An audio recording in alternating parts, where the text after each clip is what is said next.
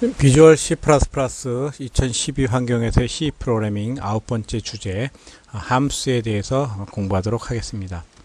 학습 내용은 함수란 무엇이며 호출함수와 피호출함수 간 자료 전달 그리고 제기함수 부분입니다.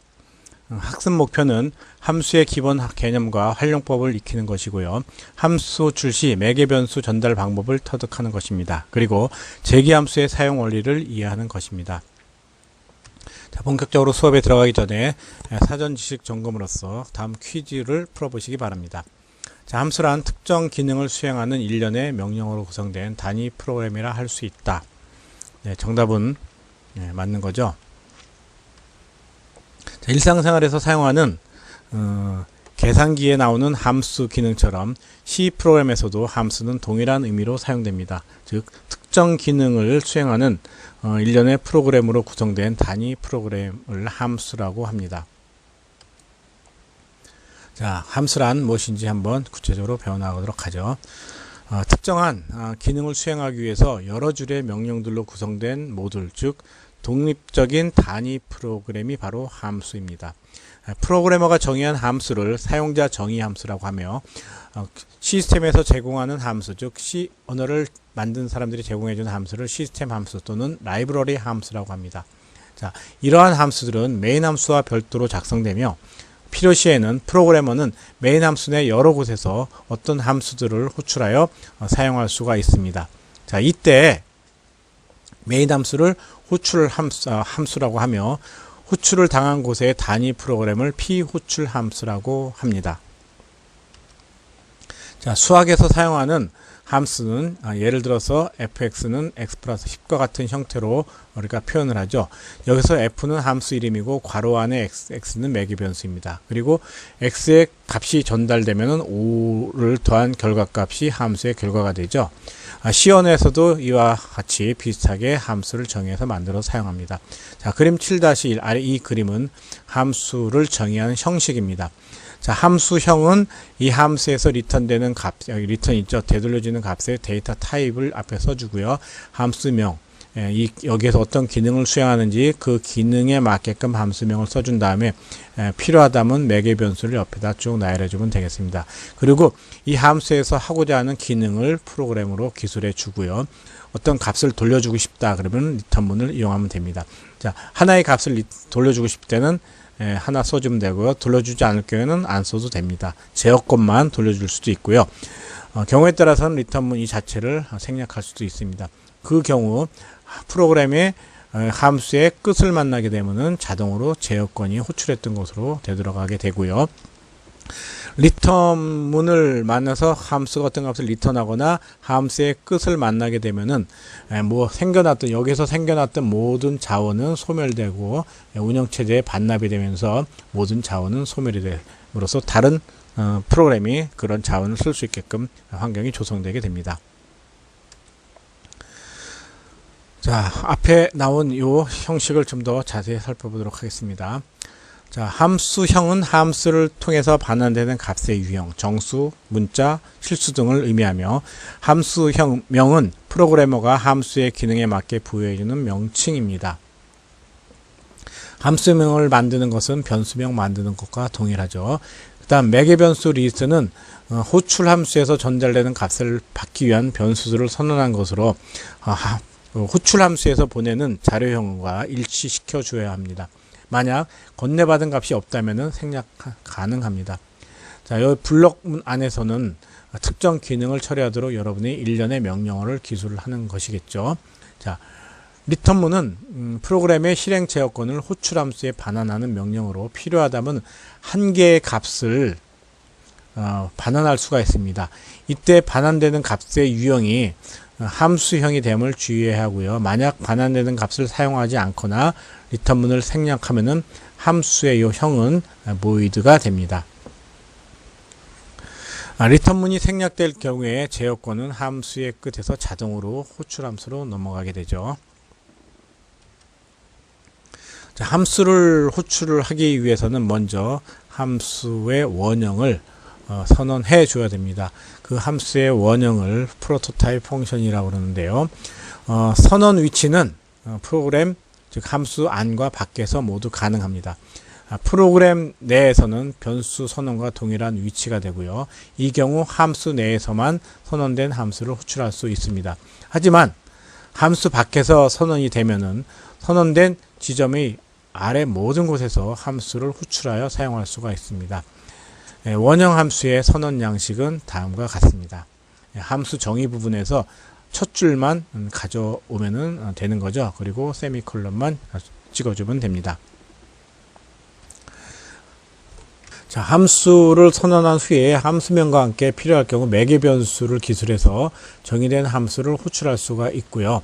함수 호출 시에 사용되는 매개 변수를 실인수, 액츄얼 파라메터라고, 피호출 함수에 있는 매개 변수를 가인수라고 합니다. 실인수로는 상수 및 변수가 올 수 있는데 반해서 가인수는 즉 호출당한 그 함수에서 정의된 매개 변수 리스트는 반드시 변수로 이렇게 선언이 돼야 됩니다. 함수 호출 시 실인수 값은 나열된 순서대로 대응하여 가인수에 전달되는데, 이때 주의할 것은 실인수와 가인수 간의 자료형은 동일해야 한다는 것입니다. 즉 가인수의 자료형은 실인수의 자료형에 의존하게 됩니다. 한편 호출함수와 피호출함수에서 동일한 변수가 선언되어 사용될 수가 있는데요. 변수명이 같더라도 동명이인인 것처럼 다른 함수에서 사용되는 변수는 서로 다른 변수로 처리가 됩니다. 자, 이렇듯이 해당된 함수 내에서만 사용할 수 있는 변수를 지역 변수, 로컬 베리어블이라고 하고요. 함수 밖에서 선언되어 프로그램 전체에서 사용할 수 있도록 한 변수, 사용할 수 있는 변수를 전역 변수, 글로벌 베리어블이라고 합니다. 리스트 7-1은 2명 학생의 성적을 받아가지고 평균을 출력하는 예제 프로그램인데, 평균을 구하는 함수를 먼저 정의해서 이것을 이용한 예입니다. 자, 평균을 구하는 함수를 먼저 정의를 어떻게 했나 볼까요? 함수형은 더블, 리턴되는 값이 실수형이 되기 때문입니다. 여기 리턴문에 AV가 있는데 그게 실수형으로 선언되어 있죠. 자, 이 함수의 명칭은 평균을 구하기 때문에 에버리지로 줬고요. 그 다음에 3개의 매개 변수 값을 이렇게 받도록 선언을 했습니다. 매개 변수 리스트 3개의 값을 받아서 하는 일은 3개 값을 더해서 평균을 구한 후 그 값을 리턴을 하죠. 이때 3.0 정수형과 실수형이 연산이 되면 그 결과는 실수가 된다고 그랬죠. 실수형 변수에 저장이 돼서 리턴이 되므로 이렇게 그 값을 함수 호출한 것에서 받았을 수가 있겠네요. 자, 이 함수를 어떻게 이용했나 볼까요? 자, 이러한 함수를 사용하겠다고 함수 밖에서 선언을 했죠. 원형 함수를 선언을 했습니다. 자, 그 다음 메인 함수에서 국어, 영어, 컴퓨터 성적을 변수를 선언하고 평균 관련 성적을 입력하기 위해 저장하기 위해서 AV를 선언했죠. 이때 이 AV와 여기서 사용한 AV는 같지만 이 AV는 에버리지에서, 여기에 있는 AV는 메인 함수에서 사용할 수 있는 동명이인의 변수입니다. 자, 프린트문을 통해서 타이틀을 내보내죠. 출력 결과 보내면 내보내고 있고요. 스캔F문에서 국어, 영어, 컴퓨터 성적을 이렇게 입력할 수가 있겠네요.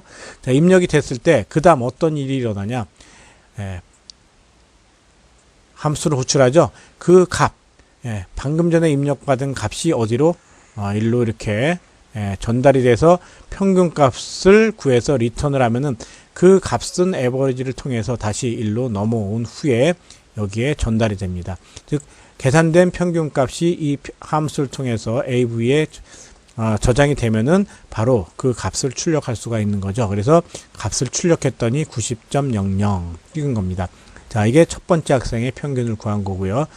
홍길동에, 그 다음에 차돌이의 성적을 입력받아서 차돌이의 평균 성적을 구하기 위해서 타이틀 내보내고 3개의 성적을 입력받죠.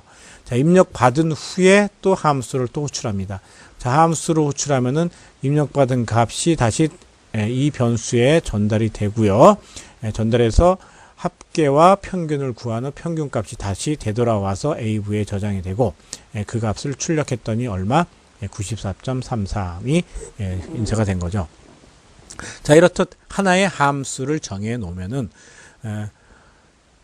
다른 함수 어디서든지 원형 함수를 선언해 놓고 그 함수를 호출하여 불러서 사용할 수가 있는 것입니다.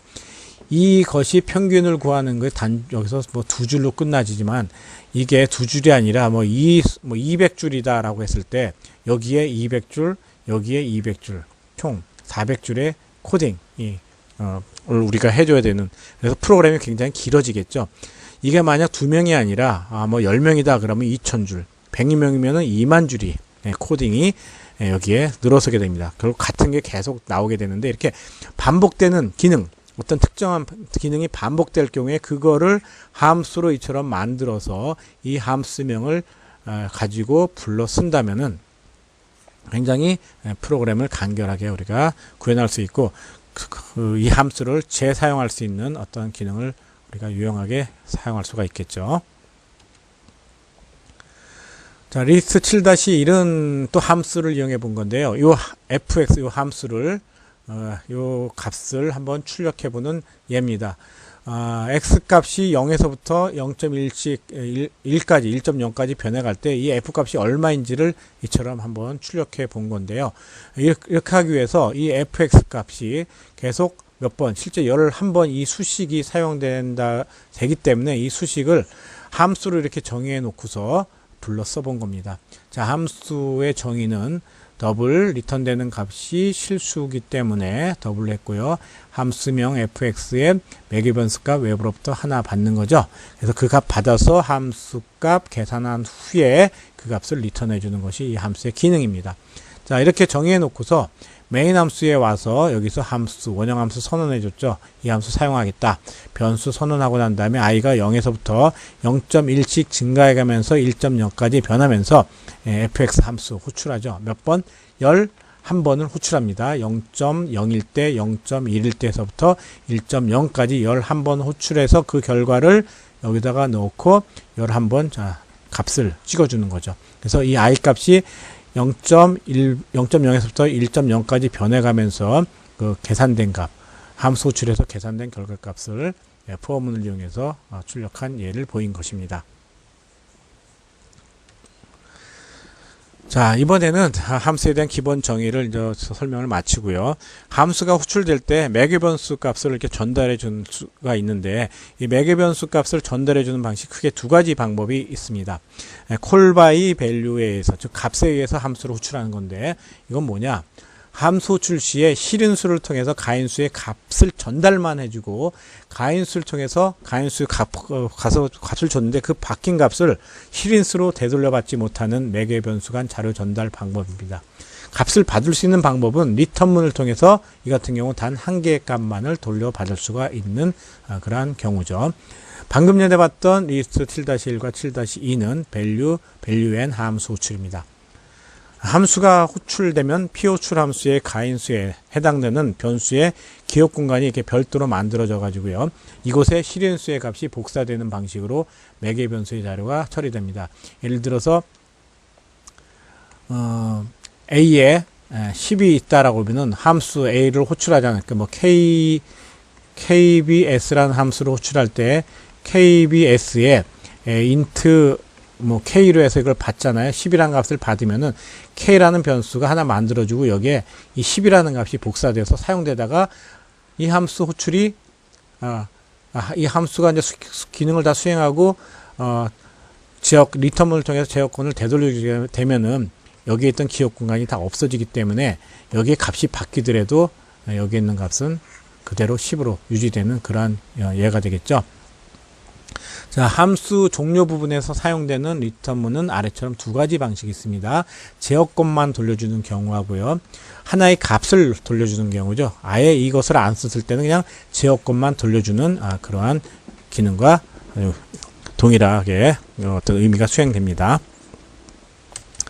자, 다음 매개변수 전달 방법은 주소에 의한 호출 전달 방법입니다. 주소를 전달하면서 함수를 호출하는 거죠. 그래서 함수 호출 시에 호출 함수의 실인수와 피호출 함수의 그 가인수를 통해서 하나 이상의 값을 전달하고 변경된 값을 돌려받을 수 있는 매개변수 간 자료 전달 방법입니다. call by value의 그 함수 호출에서는 실인수 값이 가인수로 복사돼 가지고 전달되지만요. call by 어드레스입니다. 어드레스 방식의 함수 줄에서는 실인수의 주소값이 실인수의 주소 이렇게 되겠죠. A 이렇게 주소값이 어디로 PO출 함수의 가인수로 전달됩니다. 이게 정수라면은 가인수는 정수형 포인터로 이렇게 선언이 돼야 되겠죠. 그래서 여기 보듯이 가인수는 실인수를 가리키게 되며 가인수가 가리키는 곳의 내용을 변경시키는 것은 결국 실인수의 값을 변경시키는 결과를 낳게 됩니다. call by address 방식의 그 함수 호출에서는 실인수 앞에는 주소 연산자 앰퍼선드를 붙이고요.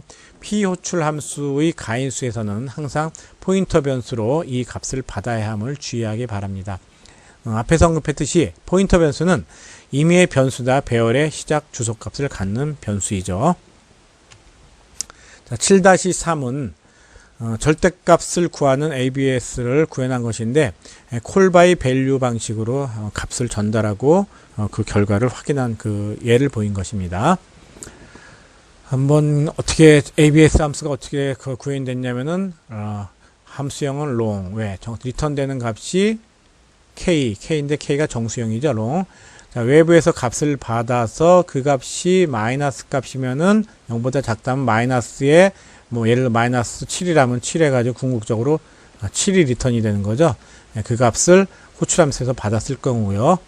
만약 그냥 29가 입력이 되면은 29가 0보다 크니까 일로 와서 29가 그대로 리턴이 돼서 29 값을 받아 쓰겠네요.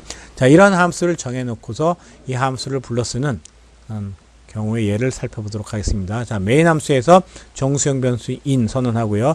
정수형 함수 ABS의 long 매개 변수 사용하는 함수를 사용하겠다고 선언한 겁니다. 자, 그러고 나서 while문에서 이 조건이 만족되는 동안에 뭐합니까? 인쇄를 하죠. 요 뒤에 거는 일단 놔두고요. 여러분이 여기서 마이너스 뭐 아까 29인가요? 마이너스 29를 넣었다고 합시다. 그럼 in에는 29가 들어가겠네요. 자, 29가 EOF 뭔지 모르는 EOF와 같지가 않은 동안에 in 마이너스 29 값을 가지고 ABS를 호출하죠. 그러면 일로 갑니다. 마이너스 29가 들어오면 0보다 작으므로 마이너스 29에 마이너스니까 궁극적으로 뭐야? 29. 바로 29가 리턴이 돼서 그 값을 여기에다가 찍게 되는 거죠. 이때 실제 입력받은 값은 얼마입니까? 여기다 찍는 거죠. 마이너스 29를 가지고 함수 호출해서 ABS 함수 호출했더니 되돌아오는 값은 29가 온 거죠. 절대값. 그래서 여기 보면은 마이너스 29 넣었을 때 29가 출력된 것을 확인할 수가 있습니다.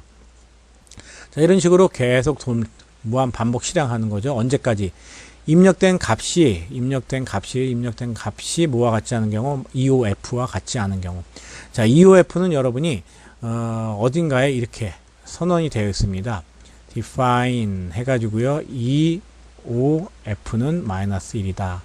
자, 마이너스 1 입력된 값이 마이너스 1과 같지 않은 동안에는 이게 계속 처리가 되고 마이너스 1이면은 프로그램은 종료가 되는데 어떤 경우가 마이너스 1이냐 여기 보면은 컨트롤 Z키 있죠. 여러분 자판 왼쪽에 컨트롤 킬과 Z키를 누르면은 마이너스 1이 됩니다. 그것이 그래서 그때 이 프로그램은 종료하게 됩니다. 자, 리스트 7-4는 변수 v1과 v2에 두 개의 값을 입력받아 가지고 그 값을 서로 교환하여 출력한 예를 보인 그런 프로그램입니다. 즉 두 개의 값을 바꾸는 여기처럼요. 자, 포인트를 잡고요. 예. 수압이라는 함수를 정해 놓고서 이 함수를 통해서 두 개의 값을 서로 교환하는 예인데 이 같은 경우는 call by address 방식에 의해서 매개 변수를 전달하면서 함수를 호출한 예입니다. 자, 요 수압 함수가 어떻게 처리되는지 한번 보면요. 뭔지 모르지만 주소 값을 받아 가지고요. 그 임시 변수를 하나 잡은 다음에 그 F가 가리키는 것의 값을 템프에다 주고요. 그 다음에 S가 가리키는 곳의 내용을 F가 가리키는 곳에다 주고 템프에 있는 것을 S가 가리키는 것에다 줌으로써 두 개의 값, 즉 여기에 들어있는 값과 여기에 들어가 있는 값, 얘가 가리키는 값과 얘가 가리키는 값을 서로 맞바꾸는 그런 기능을 수행하는 그러한 함수입니다. 자, 그러면은 이 함수를 이용하는 프로그램을 한번 살펴보도록 하겠습니다. 자, 한번 이 함수를 쫓아가면서 메모리에서 어떻게 이게 구현이 되는지 한번 추적하면서 가도록 하죠. 자, 변수로 선언하면은 컴퓨터 안에서는 두 개의 변수에 대한 기억 공간이 이렇게 잡힙니다. 정수값을 담을 변수 v1과 또 옆에 바로 옆에 있는 어디인가 잡히겠죠. v2가 잡히고요. 자, 수압 함수를 사용하겠다고 한 거죠. 두 개의 매개 변수인데 포인터 변수가 사용되고요. 자, while문 무한 루프이기 때문에 어디선가 브레이크문이 있을 텐데 브레이크문이 여기 있습니다. v1과 v2 값이 동시에 0이면은 이 무한 루프를 빠져나가서 프로그램은 종료하고요. 그렇지 않다면은 첫 번째 값을 달라고 하는 거죠. 자, 스캔 F문에서 여러분이 v1에다가 값을 줍니다. 여기 두 번째 예를 한번 볼까요? 자, 첫 번째 값으로서 200을 주면은 v1에는 200이 들어가겠네요. 자, v1의 주소를 별이라고 합시다. 그리고 v2의 주소를 동그라미라고 했을 때 별 주소에 있는 곳에 값이 들어갈 거고요. 두 번째 값을 교환전 값을 입력 달라고 하면은 스캔문에 의해서 여러분이 입력을 할 수가 있겠죠. 100을 입력했다고 합시다. 자, 별. 자, 그러고 난 다음에 수압 함수를 이렇게 호출하고 있습니다. 자, 수압 함수가 호출되면은 바로 이 함수가 호출돼 가지고 이 v1의 주소와 v2의 주소가 어디에 f와 s에 각각 전달이 됩니다. 그럼 f와 s에 대한 자원이 또 메모리에 이렇게 잡히겠죠. 포인터 변수 s와 f와 s에 대한 자원이 생기면서 여기에 별과 동그라미 이 주소가 각각 v1과 v2의 주소가 여기에 들어가게 되겠네요.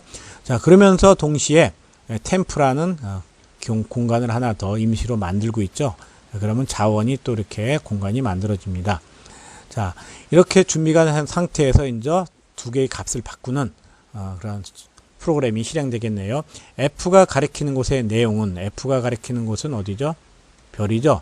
거기의 내용은 200입니다. 200을 템프에다가 이렇게 주는 명령문이 실행되고 그 다음은 S가 가리키는 내용을 F가 가리키는 곳에다 주죠.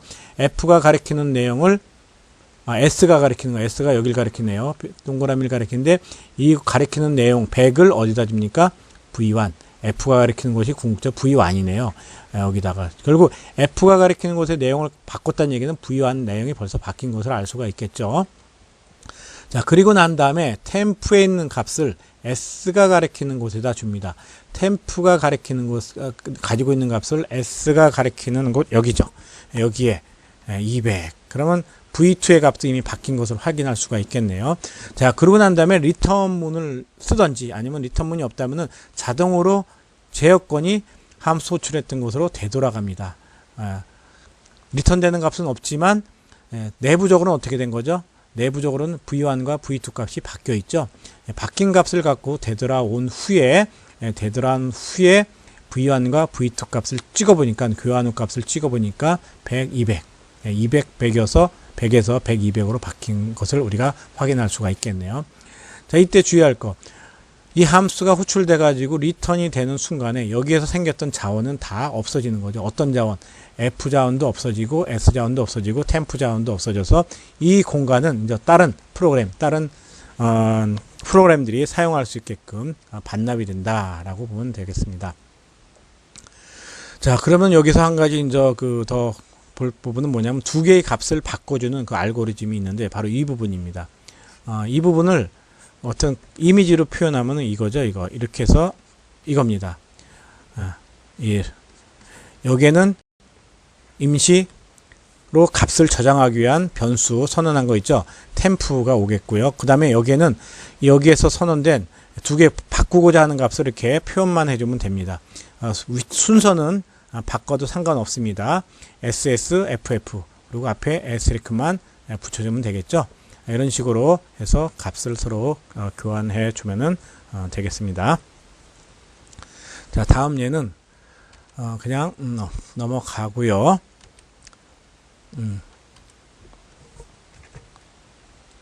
바로 그 제기 함수에 대해서 공부하도록 하겠습니다. 제기 함수는 어떤 함수냐면은 자기 자신을 호출하는 함수입니다. 함수 내에서 자기가 자기 자신을 호출하는 거죠. 자, 예를 들어서 함수 A를 작성한 수 중에 그 A 안에서 그 함수 안에서 다시 자기 자신 A를 호출하는 그러한 경우입니다. 현재 함수에서 자기 자신의 함수가 호출되면은 피호출 함수와 관련된 새로운 자원이 이렇게 변수 배열들이 공간이 생겨나면서 그 할당됐다가 함수가 종료되면은 피호출 함수와 관련해 생겨났던 모든 자원이 소멸, 즉 반납이 되는 거죠. 운영체제에. 자, 이러한 속성과 원리를 이용하면은 효율적인 프로그램이 가능합니다. 자, 예를 들어서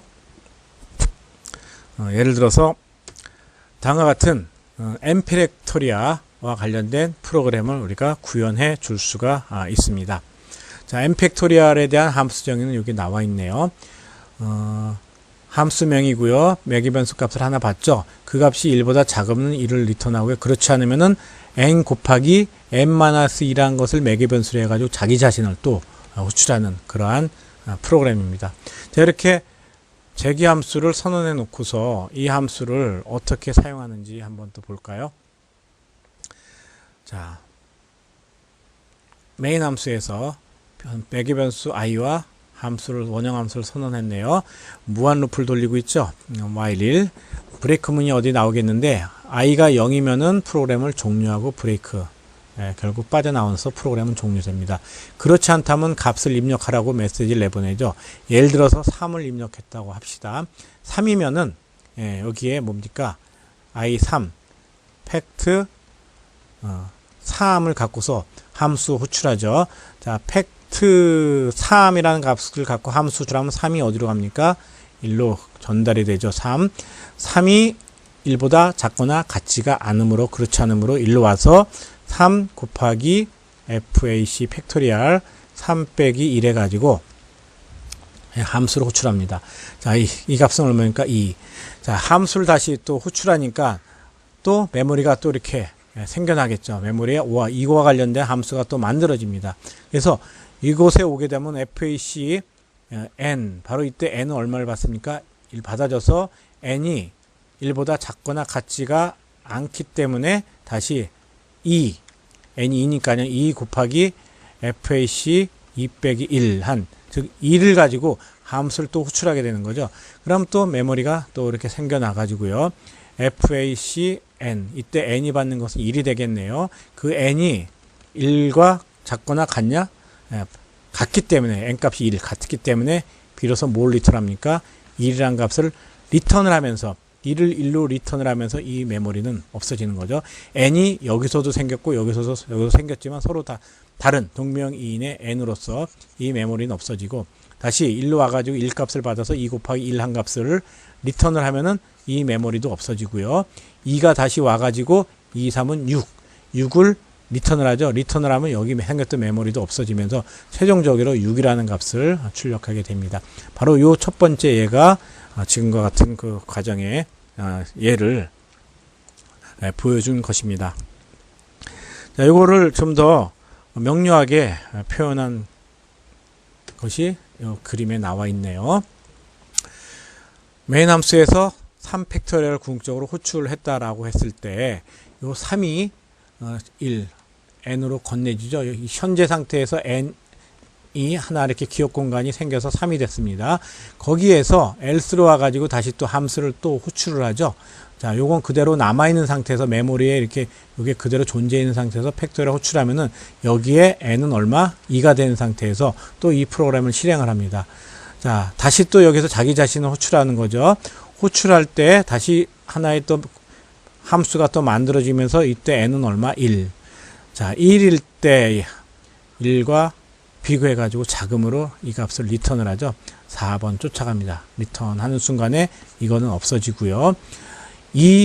여기 n이 2니까 2 곱하기 1 해서 다시 리턴을 하는 순간에 통해서 리턴을 하는 순간에 이 메모리는 없어지고요. 이 n에 관한 기억 공간은 없어지고, 그 다음에 이 값 받아서 3 곱하기 2, 결국 여기 있는 3이죠. 곱하기 2에서 그 값이 리턴되는 순간에 이 기억 공간도 없어지고, 궁극적으로 뭐만 남습니까? 결과값 6이 남겠네요. 그것을 출력한 예를 보여준 것입니다. 네, 지금까지 함수에 대해서 공부를 했고요. 지금까지 배운 내용을 한번 정리해 보도록 하겠습니다. 자, 함수는 특정한 기능을 수행하기 위해서 여러 줄의 명령들로 구성된 모듈, 즉 독립된 단위 프로그램이라고 그랬죠. 자, 함수가 반환하는 값이 없을 경우에 함수의 자료형은 보이드형이 된다고 그랬고요. 함수의 호출부에 있는 매개변수를 실인수라고 했고, 피호출 함수에 있는 매개변수를 가인수라고 했죠. 호출되었던 함수가 종료되면 사용된 모든 자원은 어디에 반납이 돼요? 다시 사용할 수 있도록 운영체제에게 반납하면 운영체제가 그 자원을 다시 배분하겠죠. 어떤 함수가 자기 자신의 함수를 다시 호출하는 것을 재기함수라고 했고요. 함수를 사용하기 전에는 반드시 함수가 위에 먼저 정의되어 있거나 아니면은 아래 정의되었을 때는 원형함수를 선언해야 한다고 했습니다. 자, 함수 내에서만 사용할 수 있는 변수를 지역변수, 그리고 함수 밖에서 어디서든지 선언되어 가지고 프로그램 전체에서 사용 가능한 변수를 전역변수, 글로벌 베리어블이라고 했습니다. 자, 함수 호출 시에 실인수를 통해서 가인수의 값을 전달만 해주고 가인수를 통해서 실인수로 값을 되돌려받지 못하는 매개변수 간 자료 전달 방법을 이런 방식으로 함수로 호출한 것을 값에 의한 호출이라고 그랬고요.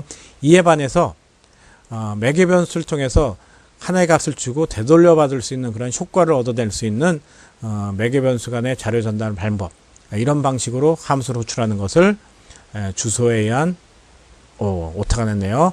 여기도 어드레스라고 그랬죠. address 주소에 의한 호출이라고 했습니다. 자, 이상으로 함수에 대한 그 수업을 마치도록 하겠습니다. 다음 시간에는 클래스와 변수의 통용 범위에 대해서 공부하도록 하겠습니다. 수고하셨습니다.